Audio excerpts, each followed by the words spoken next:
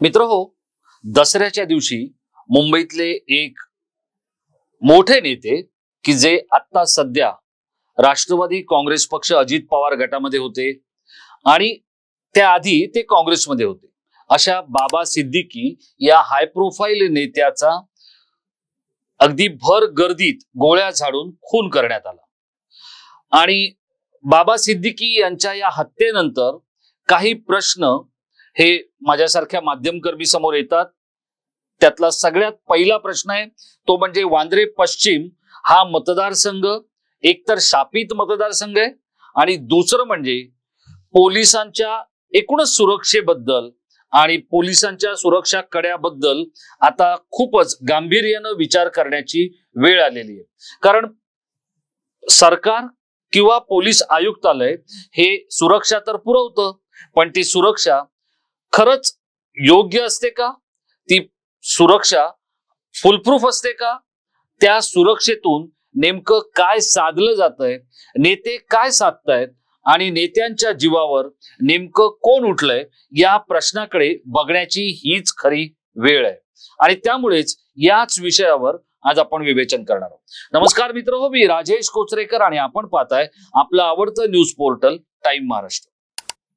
मित्रहो, वांद्रे पश्चिम हा जो मतदारसंघ आहे हा एक बहुभाषिक असा मतदारसंघ आहे। या मतदारसंघाचं लोकप्रतिनिधित्व केलेले बाबा सिद्दीकी यांची दसऱ्याच्या दिवशी म्हणजे देवीची मिरवणूक सुरू असतानाच या मिरवणुकीतल्या फटाक्यांचा मेळ साधत उत्तर प्रदेश आणि हरियाणामधून आलेल्या हल्लेखोरांनी गोळ्या झाडून हत्या केली।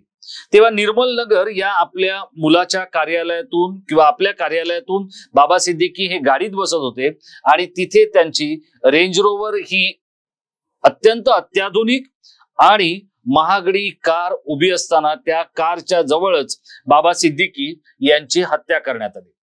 आता बाबा सिद्दीकी यांच्या आधी याच मतदारसंघात भाजपचे आमदार होते रामदास नायक। रामदास नायक हे देखील लोकप्रिय असे आमदार होते आणि ते तितकेच डेअरिंगबाज होते, तितकेच डेअरर होते। आता बाबा सिद्दीकी हे देखील हाय प्रोफाईल आमदार होते, बॉलिवूडमध्ये त्यांचे अनेक मित्र होते। सगळ्यात महत्वाचं काय होतं तर बाबा सिद्दीकी हे आधी नगरसेवक होते आणि त्यानंतर ते आमदार झाले, पण त्याही पेक्षा ते सुनील दत्त यांच्या आखोकात तारा होते। आणि एक काळ असा होता मुंबई काँग्रेस आणि महाराष्ट्रातल्या काँग्रेसवर सुनील दत्त यांचं एक गारुड होतं आणि त्यामुळे सुनील दत्त यांना जी मंडळी जवळ असायची त्या मंडळींचा मुंबई काँग्रेसमध्ये महाराष्ट्र काँग्रेसमध्ये एक वेगळाच बोलबाला असायचा। बाबा सिद्दीकी हे त्यापैकीचे एक होते।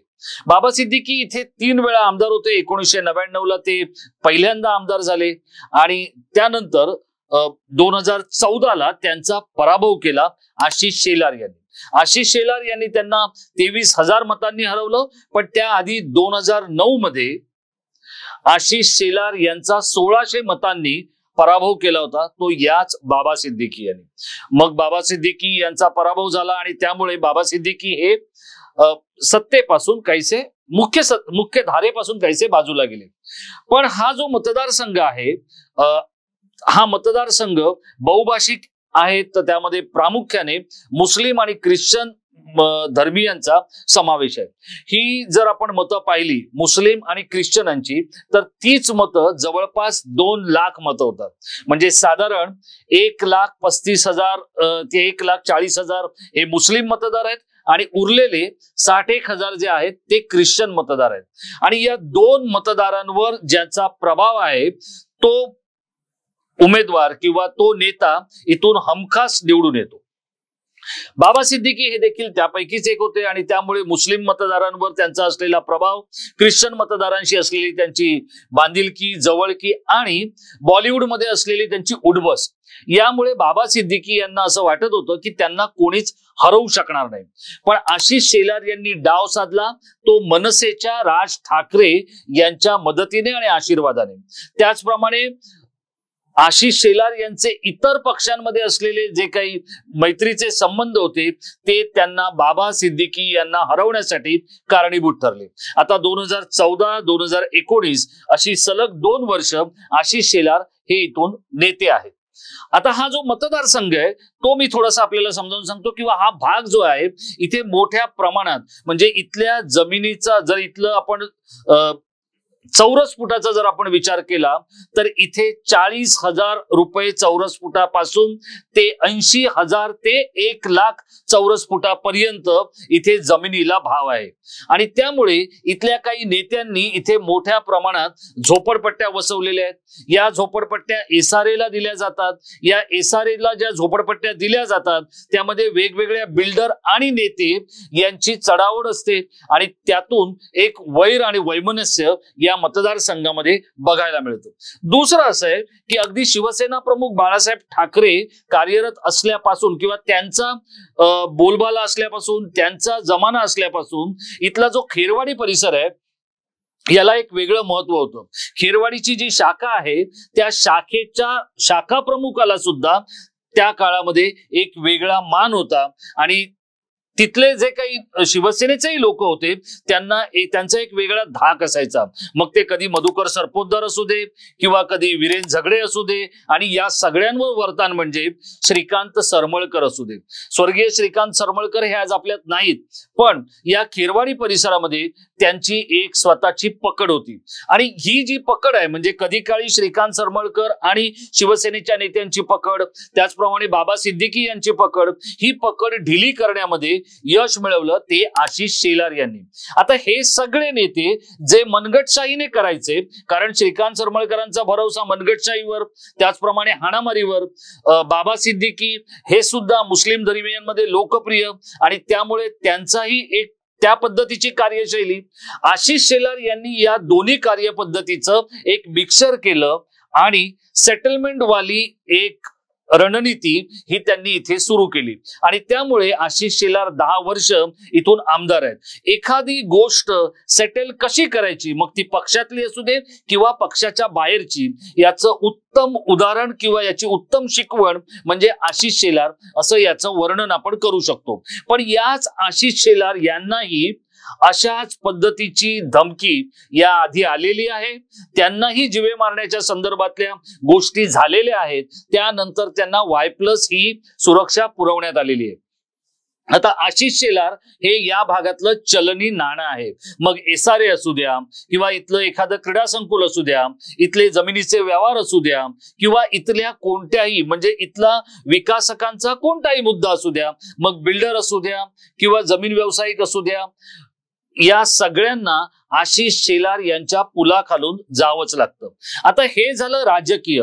पण या राजकीय नेत्यांना जी भीती आहे बघा, इथे ही सगळी भीती कशामुळे आहे तर इथे मोठ्या प्रमाणात अनधिकृत झोपड्या दर महिन्यागणिक बनवल्या जात आहेत आणि त्याही फक्त जमिनीवर नाही मित्र हो, तर त्या 1 नव्हे 2 नव्हे 3 नव्हे 4 नव्हे या भागामध्ये 5-5 मजली झोपड्या अनधिकृतरित्या बांधण्यात आलेल्या आहेत. या झोपड्यांमध्ये कोण राहतं हे इथल्या लोकप्रतिनिधींना माहिती नसतं, कारण त्यांना ती माहिती ठेवण्याची गरज नाही. याचं कारण असं आहे, त्यांचं जे कुरण आहे किंवा त्यांचा जो USP आहे तो हिल रोड आहे, तो टर्नर रोड आहे, तो कार्टर रोड आहे किंवा तो बँडस्टँड आहे, पाली हिल आहे. हा जो सगळ्या गर्भश्रीमंतांचा एरिया आहे हा या राजकीय नेत्यांचं एक मोत्याचं कणीस देणारं कुरण आहे. मग ते अशा वेळेला या ज्या झोपडपट्ट्या आहेत या आपल्या चेले चपाट्यांवर सोडून देतात आणि या झोपडपट्ट्यांमधून जे काही गुन्हेगारी फोफावते तीच या नेत्यांच्या मुळावर उठते. आता हे सगळं होत असताना या नेत्यांना सुरक्षा पुरवली जाते. पण मी आपल्याला इथे एक गोष्ट नमूद करू इच्छितो. काही दिवसांपूर्वी मुकेश अंबानी यांनी मुंबई पोलिसांना काही गाड्या भेट दिल्या होत्या. या गाड्या कोणत्या होत्या तर या गाड्या होत्या ग्लॉस्टर नावाच्या गाड्या होत्या. जवळपास 25 गाड्या मुकेश अंबानी यांनी मुंबई पोलिसांना भेट दिल्या होत्या। मग त्यानंतर या गाड्या काही पोलीस अधिकाऱ्यांनी वापरायला सुरुवात केली। आता या गाड्या इतक्या आलिशान गाड्या होत्या, या गाड्या जर मुंबई पोलिसांचे डीसीपी वापरायला लागले तर एक जनमानसामध्ये त्या पोलिसांची आणि मुंबई पोलिसांची त्या अधिकाऱ्याची होणारी जी प्रतिमा आहे ही अधिक बटबटीत आणि लक्षवेधी ठरू शकते। यामुळे मुंबईचे पोलीस आयुक्त विवेक फणसळकर यांनी एक नामी शक्कल लढवली। विवेक फणसळकर हे 2022 ला 30 जून 2022 ला मुंबई पोलीस आयुक्त झाले। त्यानंतर जवळपास महिनाभरात त्यांनी किंवा 15 दिवसात त्यांनी एक निर्णय घेतला, तो म्हणजे या ज्या महागड्या गाड्या होत्या या मुकेश अंबानींना परत करायच्या होत्या, पण त्या परत केल्या तरी अडचण आणि नाही केल्या तरी अडचण। मग त्यातून फणसळकरांनी एक नामी शक्कल लढवली। ती काय केलं त्यांनी या गाड्या मुकेश अंबानी आणि त्यांच्या कुटुंबियांच्याच बंदोबस्तामध्ये लावून दिल्या। त्यामुळे या गाड्या मुकेश अंबानींच्या ताफ्याला साजेशा होत्या, त्या त्यांच्यासाठीच त्यांनीच दिलेल्या, त्यांच्याच उपयोगाला आल्या। पण आता ही झाली मुकेश अंबानींची गोष्ट। मुंबईमध्ये अनेक राजकीय नेते आहेत, त्यामधले काही माजी आहेत, काही विद्यमान आहेत।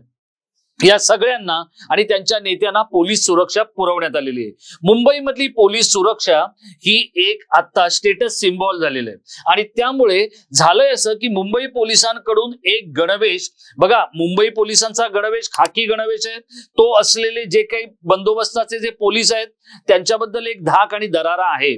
पण जे विशेष पोलीस सुरक्षा जी पुरवलेली जाते कमांडो म्हणून, तर ती पोलीस सुरक्षा ही निळ्या रंगाच्या सफारीमध्ये पुरवली जाते आणि मग हा निळ्या रंगाचा गणवेश, सफारी युक्त गणवेश घातलेला जो काही कमांडो आहे किंवा जो पोलीस कर्मचारी आहे तो या नेत्यांबरोबर आपल्याला बऱ्याच वेळेला दिसतो। आता अशी सुरक्षा न मिळणाऱ्यांनी एक नवी शक्कल लढवली। त्यांनी अशाच पद्धतीचे सफारी युक्त ड्रेस आपल्या कर्मचाऱ्यांना द्यायला सुरुवात केली। त्यातून जे सिक्युरिटी गार्ड आहेत किंवा ज्या सुरक्षा पुरवणाऱ्या ज्या कंपन्या आहेत त्यांनी असे गार्ड याच गणवेशासहित भाड्याने द्यायला सुरुवात केली। त्यामुळे मुंबई पोलिसांचा जो दरारा आहे तो दरारायुक्त मुंबई पोलिसांचा कमांडर किंवा गार्ड कोणता आणि निव्वळ भाड्याने किंवा यूपी मधून किंवा बिहार मधून लायसन्स असलेल्या किंवा नसलेल्या सुरक्षा रक्षकांना निळा सफारी घालून ठेवलेला गार्ड कोणता हे समजेनासं झालेलं आहे। आणि त्यामुळे अशा या गार्डचा सुळसुळाट हा मुंबई पोलिसांना एक तापदायक विषय ठरलेला आहे। बऱ्याच वेळेला हे गार्ड ज्या वेळेला त्या व्हीआयपी बरोबर किंवा त्या राजकीय नेत्याबरोबर पुढे मागे करत असतात किंवा चालत असतात त्यावेळेला हे समजायला मार्ग नसतो। आज मुंबईमधल्या अनेक बिल्डरांनी आपल्या भूखंडाच्या बाहेर जे निळे पत्रे लावलेले आहेत तिथेही अशाच युनिफॉर्म मध्ये किंवा अशाच रंगाच्या सफारीमध्ये आपले कर्मचारी बसवायला सुरुवात केलेली आहे। ही अत्यंत गंभीर गोष्ट आहे।